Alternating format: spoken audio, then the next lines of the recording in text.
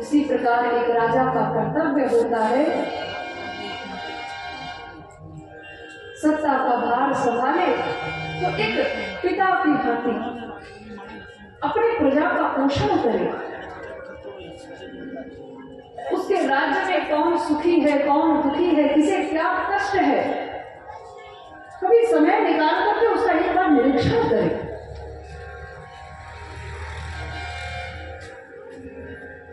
राजा का धर्म होता है केवल सत्ता संभालने के बाद अभिमान में बढ़कर सब भूल ना जाए। एक शासक की भांति नहीं, राजा को एक सेवक की भांति प्रजा की सेवा करनी चाहिए। जो प्रजा का पोषण करे वो राजा है। शोषण करने वाला श्रेष्ठ राजा नहीं होता। पोषण करना, अपनी थाली तो बहुत सारे व्यंजनों से भरी है, खूब आनंद में है, परंतु राजा को कभी वेश बदल करके अपनी प्रजा का भी निरीक्षण करना चाहिए कि जरा देखूं तो कि मैं तो बढ़िया खा रहा हूँ, आनंद में हूँ, लेकिन मेरे राज्य में कोई भूखा तो नहीं सो रहा है। ये एक श्रेष्ठ राजा का धर्म होता है। राजा परीक्षित के मन में यह भाव आया कि प्रजा का निरीक्षण, राज्य का थोड़ा निरीक्षण करके देखो कहीं किसी को कष्ट तो नहीं है। वन में गए, एक बड़ा ही आश्चर्यजनक दृश्य देखा। राजा परीक्षित ने देखा एक गैया है जिसके आंखों से अश्रुपात हो रहे हैं।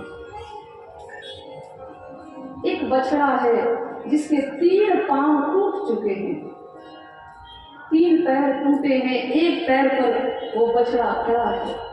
एक काला कलूटा शूद्र छड़ी से उन दोनों को पीट रहा है और दोनों की आंखों से अश्रुपात हो रहे हैं। राजा परीक्षित को बड़ा दुख हुआ, क्रोध भी आया। मेरे राज्य में मेरे रहते गौ माता की ये दुर्दशा।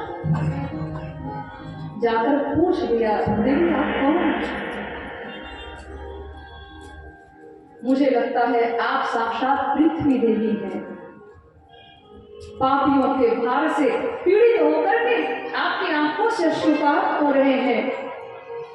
और जब उस बछड़े से पूछा कि आप कौन हैं, बछड़ा कुछ नहीं कहता है, तब राजा परीक्षित समझ गए ये तो साक्षात धर्म है।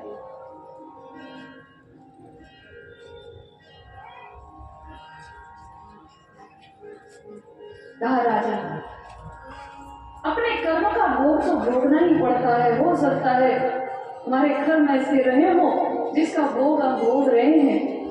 राजा परीक्षित समझ गए कि ये तो साक्षात धर्म है। 3 पैर टूट चुके हैं, धर्म के 4 पैर हैं। वृषभ जो है, बैल जो है, वो धर्म का प्रतीक है।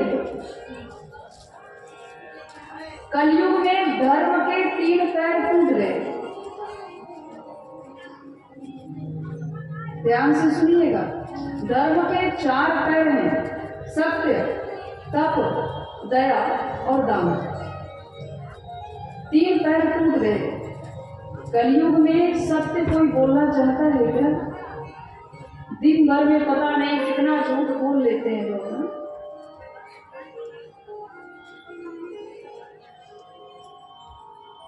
एक बार तो दूध देने वाला पैसे मांगने आया, तो बच्चे ने जाकर के पिताजी से कहा कि पिताजी दूध वाला पैसे मांग रहा है।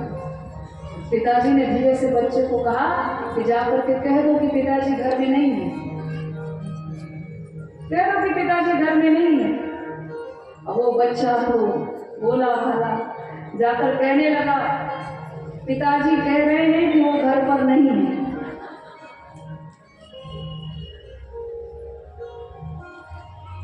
कहने का भाव ये है कि हम तो रहते कहीं और हैं, पता कहीं और का। दिन भर में पता नहीं कितना झूठ बोल लेते हैं। कोई तप करता हुआ दिखाई नहीं पड़ता, हृदय में दया का भाव नहीं है। जगह जगह पर हिंसा हो रही है, आप देख रहे हैं, नरसंहार हो रहे हैं।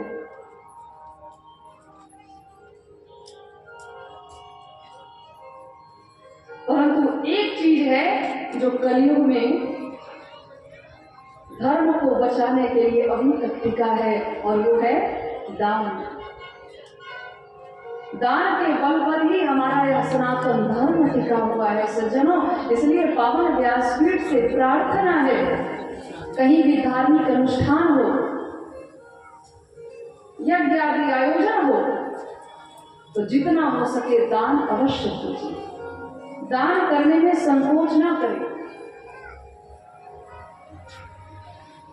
मांगने का अवसर जब आता है तो परमात्मा के मंदिर में लंबी लिस्ट थमा देते हैं कि प्रभु ये भी चाहिए, वो भी चाहिए, और जब उसके कार्य में दान देने की बारी आती है तो लोग पीछे हट जाते हैं। अभी आपके यहाँ भी धर्मशाला का निर्माण होने जा रहा है। समिति के सदस्यगणों द्वारा मुझे सूचना मिली कि आपके यहाँ भी धर्मशाला का निर्माण हो रहा है, जिससे भक्तों को कोई असुविधा न हो, कोई भी धार्मिक अनुष्ठान यहाँ किए जाए, बाहर से आने वाले को कोई असुविधा न हो, इसके लिए बड़े ही सुंदर धर्मशाला का निर्माण किया जा रहा है। आप सभी से निवेदन है, इस कार्य में जितना हो सके बढ़ चढ़कर आप दान करें, जिससे आपके यहाँ एक दिव्य धर्मशाला का निर्माण हो, आप सभी के सहयोग से। मैं सभी को कह रही हूँ, 1 रुपए का भी दान जाए, लेकिन सबके घर से जाना चाहिए। क्यों जानते हैं? एक बार की बात है, एक राजा ने एक बड़ा भव्य मंदिर बनाया। किसी गांव में जाकर के खूब भव्य मंदिर का निर्माण किया, और जैसे ही उस मंदिर में खिड़की दरवाजे लगने बाकी थे तो राजा ने जाकर गांव में चंदा मांगना प्रारंभ किया। सबसे दान मांगने लगे कि मंदिर का निर्माण तो हमने करा दिया, परंतु उसमें खिड़की दरवाजे लगने हैं, जिसमें आप सबके दान की जरूरत है, सहयोग की आवश्यकता है। गांव वाले इकट्ठा हुए और खूब राजा की हंसी करने लगे कि देखो, इतना बड़ा राजा है, इतना बड़ा मंदिर इसने बनवा दिया, और खिड़की दरवाजे लगाने के लिए भीख मांगने आया। राजा ने गांव वालों को समझाया, गांव वालों, मेरे पास मेरे राजकोष में इतना धन है कि मैं ऐसे सैकड़ों मंदिर और सैकड़ों ऐसे खिड़की दरवाजे लगवा सकता हूँ, परंतु मैं तुमसे मांगने आया हूँ। जानते हो क्यों? मैं तुमसे इसलिए मांग रहा हूँ कि कल होकर के बाहर के लोग जब यहाँ दर्शन करने आए तो ये नहीं कहें कि इस मंदिर का निर्माण यहाँ के राजा ने करवाया है, बल्कि जो भी आए वो देख करके यही कहे कि इस भव्य मंदिर का निर्माण यहाँ के गांव वालों ने सब मिल करके करवाया। इसीलिए मैं आप सबसे प्रार्थना करूं, धर्मशाला के निर्माण कार्य में आप सभी के घर से होना।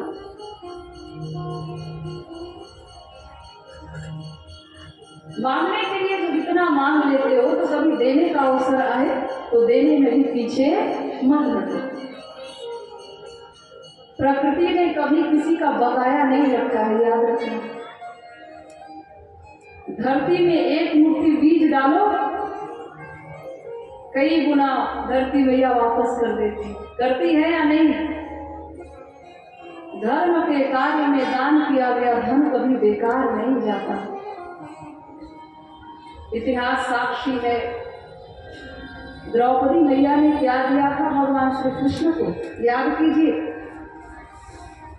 शिशुपाल का वध करते समय ठाकुर जी की उंगली थोड़ी सी कटी और द्रौपदी मैया ने वो आंचल का पूरा फाड़ करके ठाकुर जी की उंगली में लपेटा। भगवान ने उसी समय गिन लिया था, कितनी साड़ी बढ़ानी है ना, क्योंकि भगवान है, अंतर्यामी है, वो सब जानते हैं। और समय जब आया है, जरूरत जब पड़ी है,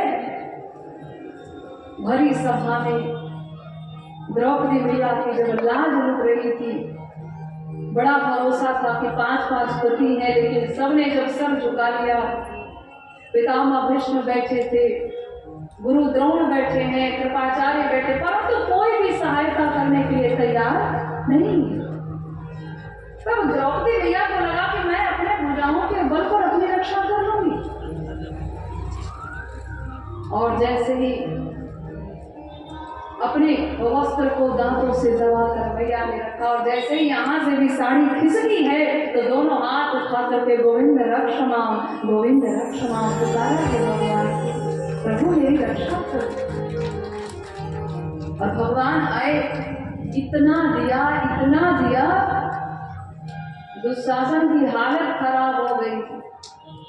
साड़ी खींचते परेशान हो गया। साड़ी खत्म होने का नाम नहीं ले रही, पसीने छूट गए, अस्त व्यस्त हो गया दुशासन। समझ में नहीं आ रहा है कि नारी बीच साड़ी है कि साड़ी बीच नारी है, कि नारी ही की साड़ी है कि साड़ी ही की नारी है, समझ में ही नहीं आ रहा। और तब द्रौपदी मैया ने भरी सभा में बड़े भाव से कहा कि अरे मूर्खों, न साड़ी बीच नारी है न नारी बीच साड़ी है। चीर को बढ़ाने वाला, लाज को बचाने वाला मेरा सांवरिया गोपाल गिरधारी है, न साड़ी बीच नारी है न नारी। आप थोड़ा देंगे भगवान के कार्य में, भगवान कई गुना जोड़ करके उसका वापस, सूद समेत जोड़ करके मेरा परमात्मा वापस कर देता। इसीलिए धार्मिक अनुष्ठान में देने में कमी ना करें। एक और निवेदन है, दान कीजिए परंतु इतना भी मत कर दीजिए कि कल होकर के किराए के मकान में रहना पड़े। दान करना है, अपने लिए बचाना है, उसके बाद कभी अवसर आए कम करें, ज्यादा करें, जितना हो सके, जितनी शक्ति है, जितनी क्षमता है आपकी, दान अवश्य है।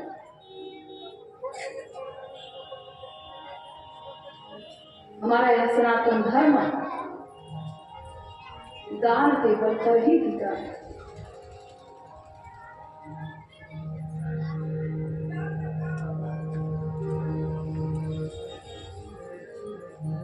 राजा परीक्षित ने देखा उस काले कलुटे शूद्र को मारने के लिए जैसे ही तलवार खींची है, तो आज वह शूद्र आकर के राजा परीक्षित के चरणों में गिर गए।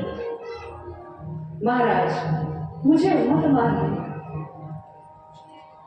राजा परीक्षित ने कहा, मेरे राज्य में तुम गौ माता को, साक्षात धर्मों को इतना कष्ट पहुंचा रहे, धर्मों पर प्रहार कर रहे हो।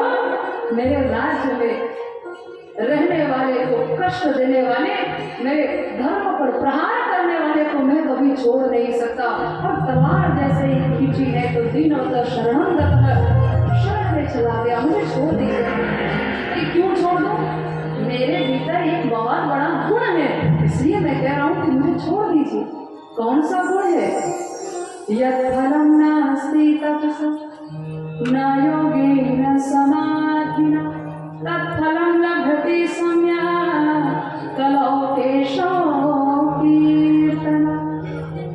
अन्य युगों में समाधि लगाने से, तपस्या करने से जिस फल की प्राप्ति होती थी, महाराज कलयुग में केवल हरि नाम संकीर्तन से ही जीव का उद्धार हो जाएगा, इसलिए मुझे छोड़ दीजिए। और इतनी बढ़िया बात, ये संवाद सुन करके राजा परीक्षित जो है अत्यंत प्रसन्न हो गए और कहा, ठीक है मैं तुम्हें छोड़ देता हूं, परंतु तुम अपने रहने का जो स्थान है वो बदलो। तुम्हारे रहने का स्थान मैं निश्चित कर देता हूं, ऐसे जगहों पर ही तुम निवास करो। कौन सी जगह है? अभ्यर्थी स्तरा तस्मै स्थानानि च कलये ददौ द्यूतं पाणनिस्पृहः सूना यत्रा धर्मश्चतुर्विधः। 4 स्थान दिए, 4 कमरे, द्यूतम जहां जुआ खेला जाएगा। आप में से कोई जुआ तो नहीं खेलता? उधर वालों से प्रश्न है, इधर वालों से। जुआ खेलते हो? अगर खेलते हो तो आज से ही संकल्प लेकर के जाओ कि अब जिंदगी में कभी जुआ नहीं खेलेंगे।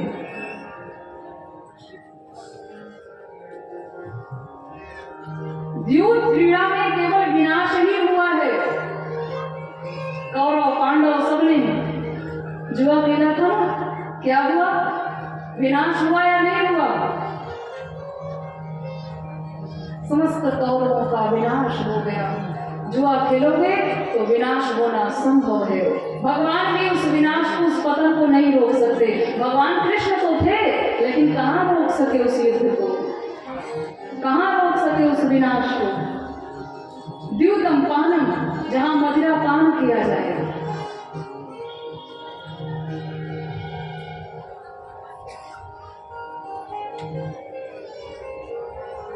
जहां के लोग शराब का सेवन करेंगे वहां कलयुग का निवास होगा, और उस घर को बर्बाद होने से कोई नहीं रोक सकता है जिस घर में शराब नहीं होगी।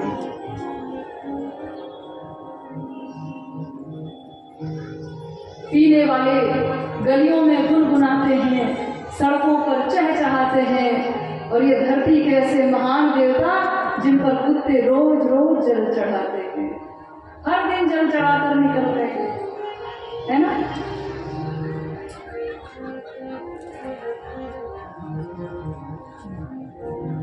शराब पीने वाले को कुत्ते जो है बड़े प्रेम से चाटते हैं सज्जनों। शराब पी करके लोग नालियों में पड़े रहते हैं ना। अब नाली में ये मनुष्यों के रहने की जगह तो है नहीं, कुत्ते सुअर कीड़े मकोड़े नाली में पड़े हैं, लेकिन आज का मानव जो है अपना जो स्थान है वो भूल गए। हर जगह केवल अपना अधिकार जमाना चाहता है। जहां कुत्ते सुअर रहते हैं वहीं जाकर के अपना अधिकार कर लिया। वहां भी नालियों में पड़े हैं, कोई पूछने वाला नहीं है, और तब कुत्ते बड़े प्रेम से पूछते हैं, चाट करके आगे निकल जाते हैं, क्योंकि उन्हें पता है ये हमारे रहने की जगह है। हो सकता है कोई हमारा रिश्तेदार भी बड़ा होगा, तो बड़े प्रेम से चाट करके आगे निकल जाते हैं।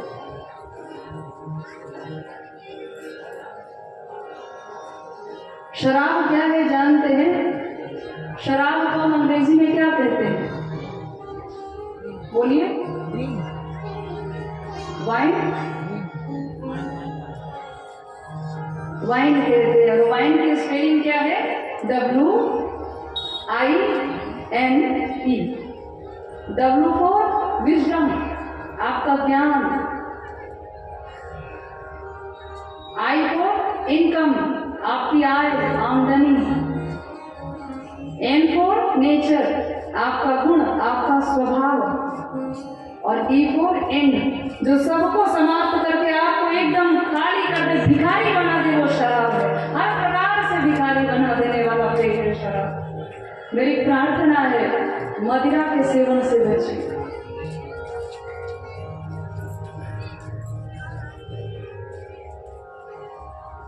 गधे को कभी शराब पीते हुए आपने देखा है?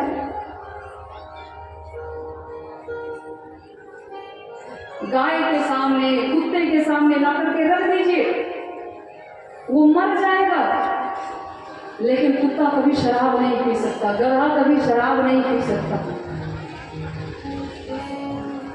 अब विचार कीजिए, गधा जिसे जानवरों में भी सबसे बेवकूफ माना जाता है, लेकिन उसे भी पता है कि शराब जो है हमारे स्वास्थ्य के लिए हानिकारक है, ये नहीं पीना चाहिए। लेकिन कलयुग का मानव तो गधे से भी बड़ा बेवकूफ है, जो बैठ करके दिन रात शराब के नशे में डूबा है। वो गधे से भी बड़ा बेवकूफ है।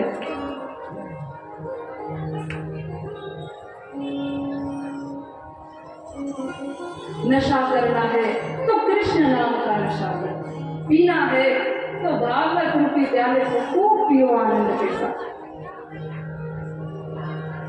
शराब पीने के बाद लोग नालियों में गिर जाते हैं, सड़कों पर पड़े हैं,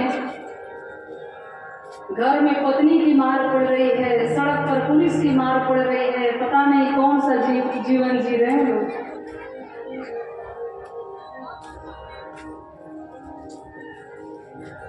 आप भी पीते हैं और हम भी पीते हैं। एक जगह पे एक व्यक्ति ने मुझसे पूछ दिया, आप कौन सा पीती हैं? कई जगह बड़े विलक्षण श्रोता मिल जाते हैं, तो मैंने उन्हें बताया कि हम तो पीते हैं सत्य संग का प्याला।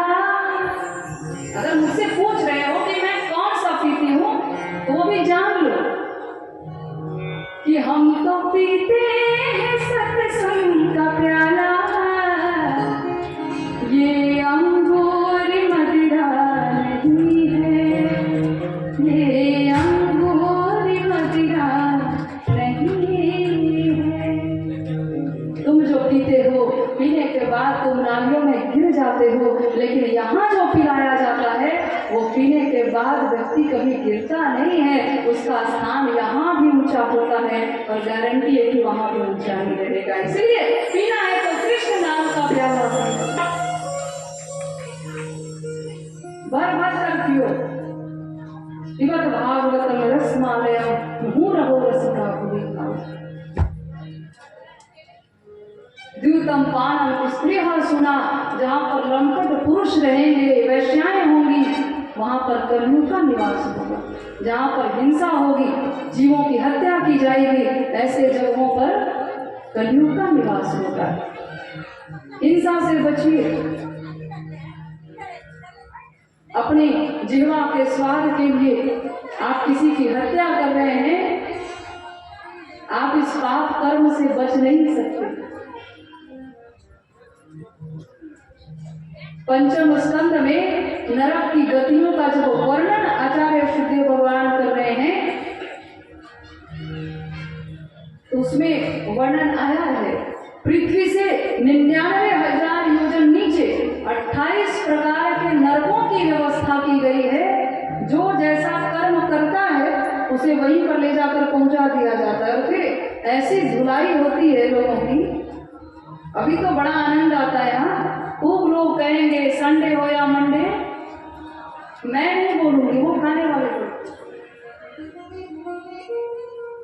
खूब खाओ, लेकिन वहां जब पहुंचोगे तो फिर जम जम के पड़ेंगे डंडे, वो भी याद रखना।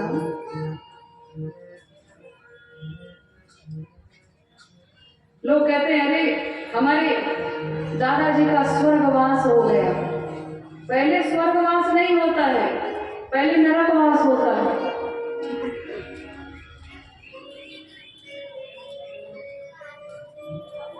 माताएं बैठी हैं, कपड़े की जब धुलाई होती है, किसी कपड़े को आपने एक बार पहना, पहनकर तुरंत खोल दिया, एकदम नया है, अब उसे कैसे धोना है, बस डाला पानी में आपने निकाल दिया।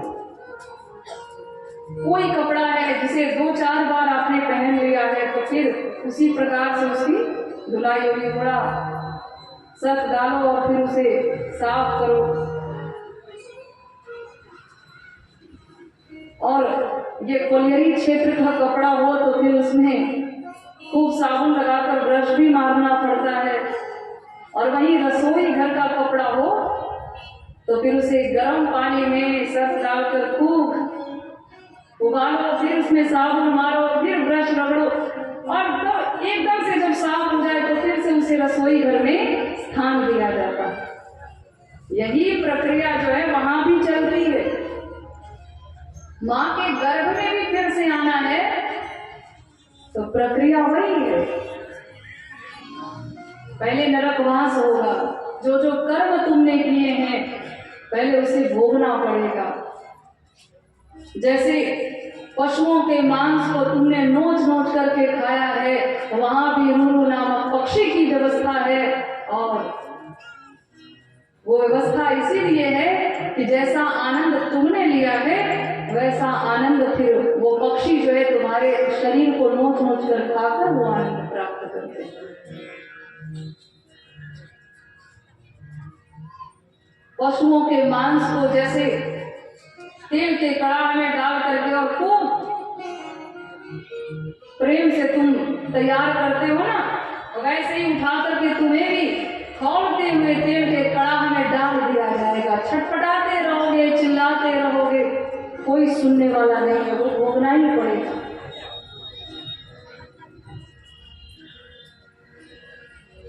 जितनों को मार करके तुमने खाया है वो सब प्रतीक्षारत हैं कि कब ये आएगा, तब इसे हम भक्षण करेंगे। सावधान हो जाओ। अब तक जो भूल हुई है ये ज्ञान महायज्ञ है।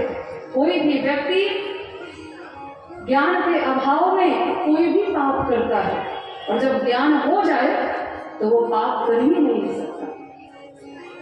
अब तक जो भी गलतियां हुई वो परमात्मा अवश्य क्षमा करेंगे, परंतु जानने के बाद भी यदि तुम भूल कर रहे हो तो उसे भोगने से कोई रोक नहीं सकता। लोग कहते हैं बड़ी शक्ति मिलती है मांसाहार करने में। कौन सी शक्ति मिल रही है आपको? और मरने के बाद उसमें खुद की शक्ति नहीं है कि वो एक कदम भी आगे बढ़ सके। वो तुम्हें कौन सी शक्ति प्रदान करेगा बताओ?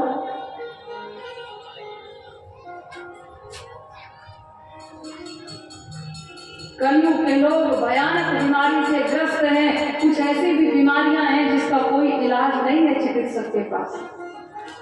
क्यों जानते हैं?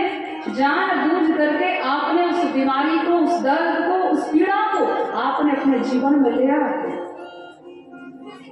आपको तो बड़ा आनंद आता है जीवा के स्वाद के लिए किसी की गर्दन को आपने काट दिया, लेकिन विचार करना, एक छोटी सी उंगली थोड़ी सी कट जाती है तो कितनी पीड़ा होती है। और किसी के गर्दन को तुमने काट दिया, किसी के हाथ पैर गोटी गोटी अलग कर दी तुमने, उसे कितना दर्द, कितनी पीड़ा होती होगी। वो चिल्लाता है, कराहता है, रोता है और अपने दर्द, अपनी पीड़ा को अपने शरीर में छोड़ करके इस दुनिया से चला जाता है। और फिर लोग बड़े प्रेम से उसी दर्द को ग्रहण करते हैं और कहते हैं हमारी बड़ी समस्या है, कहीं घुटने में दर्द है तो कहीं पीठ में दर्द होगा नहीं तो क्या होगा बताओ? तुमने यदि किसी को दर्द दिया है तो तुम्हें भी दर्द अपनाना होगा। किसी को तुमने रुलाया है तो आगे चलकर तुम्हें भी रोना पड़ेगा। तुम इसे भाग नहीं सकते।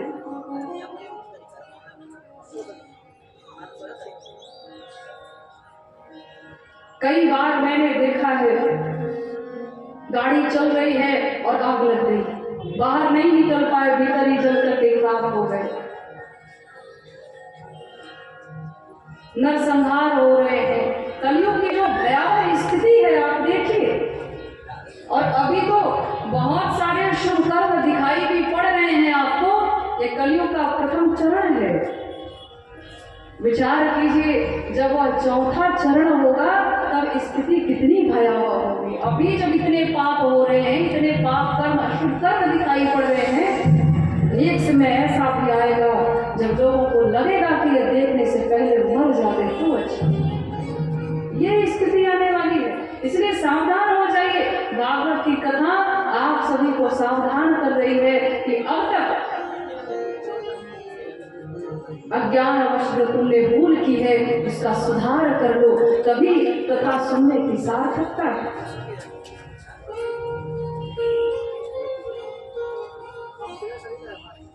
कोई व्यक्ति जब मर जाता है तो उसे सीधा कहाँ पहुंचा दिया जाता है?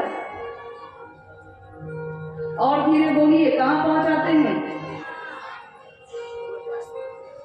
और किसी जीव को मारकर कहाँ पहुंचा देते हो? हाँ, तो तुम्हारा पेट क्या हुआ बताओ? जानते सब हैं, ज्ञान सबके पास है, लेकिन भूल को सुधार नहीं सकते। बस ज्ञान यही तक काम करता है। कथा पंडाल से जैसे ही बाहर गए, अरे बोलने वाले तो बोलते ही हैं, पीने वाले कहेंगे जो पिया नहीं वो जिया नहीं, है ना?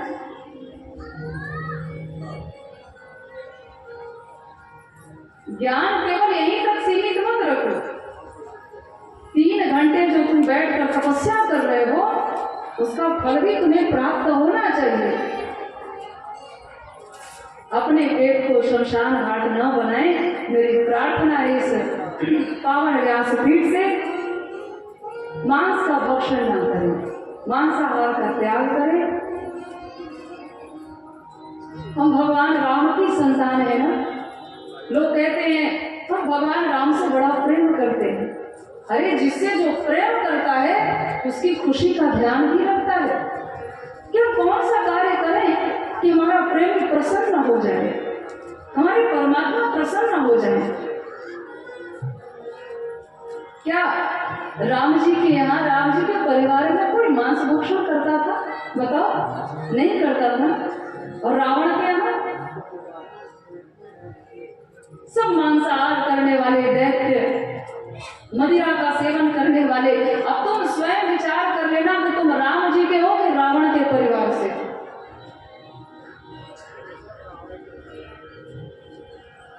यदि आज के आज तुमने ये संकल्प नहीं किया, मांसाहार का त्याग नहीं किया, तो फिर जब तक वो आदत बनी रहे तो समझ लो कि हम रावण के परिवार से, है ना। राम जी के परिवार में यदि शामिल होना है तो मांस मदिरा का त्याग करना ही पड़ेगा। कितने लोग त्याग करने के लिए तैयार हैं? हाँ, बाकी मत करना।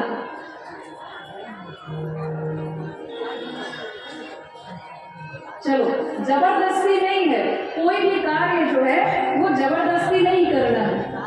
संत और सिपाही दोनों समाज के सुधारक होते हैं। फर्क क्या है? संत हिंट करके सुधारता है और सिपाही हंटर से सुधार देता है। यहाँ से सुधर जाओगे बढ़िया है, नहीं तो फिर वहां जाने के बाद हंटर से हम जो है वो सुधार ही दे देते हैं।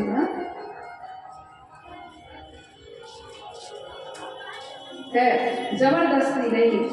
परमात्मा से प्रार्थना करो कि प्रभु ये बुरी आदतें छूट नहीं रही है, कुछ ऐसी कृपा कर दो। कभी तुम्हारी ऐसी कृपा हो जाए कि अचानक से ये छूट जाए, मुझे छोड़ना ना पड़े, कुछ ऐसा वैराग्य भाव जाग पड़े, मेरे हृदय में ज्ञान का प्रकाश हो जिससे मुझे छोड़ना ना पड़े। प्रभु जबरन छोड़ना ना पड़े, ये अपने आप छूट जाए। ऐसी प्रार्थना करिए भगवान से। जबरदस्ती नहीं है। जबरदस्ती का किया गया काम अधिक दिनों तक नहीं टिकता है ना। और हृदय से यदि कोई काम तुमने कर लिया तो फिर वो हमेशा के लिए छूट जाएगा, है ना। तो इसलिए आनंद के साथ परमात्मा से प्रार्थना करने के 4 स्थान दिए। कलियुग ने कहा कि महाराज जितने स्थान आपने दिए हैं वो सब गड़बड़ ही है, कुछ तो अच्छा दे दो। और तब स्वर्ण में स्थान दिया। अब कई लोगों का यह प्रश्न होता है कि हम भी स्वर्ण धारण करते हैं, तो क्या उसमें भी कलियुग का निवास होता है?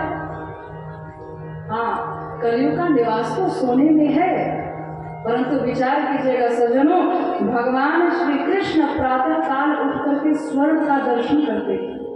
क्यों? स्वर्ण जो होता है वो शुभ माना जाता है। अब कहा जा रहा है कि स्वर्ण में कलियुग का निवास है, तो कैसे स्वर्ण में कलियुग का निवास होता है? हड़प करके बेईमानी से खूब सोने से लदे रहो, दूसरे के धन को हड़प करके बेईमानी से अपनी पत्नी को कोई सोने के कंगन अवश्य पहना दे, लेकिन ध्यान रखना एक दिन वही सोने के कंगन लोहे की हथकड़ी में भी बदल सकते हैं,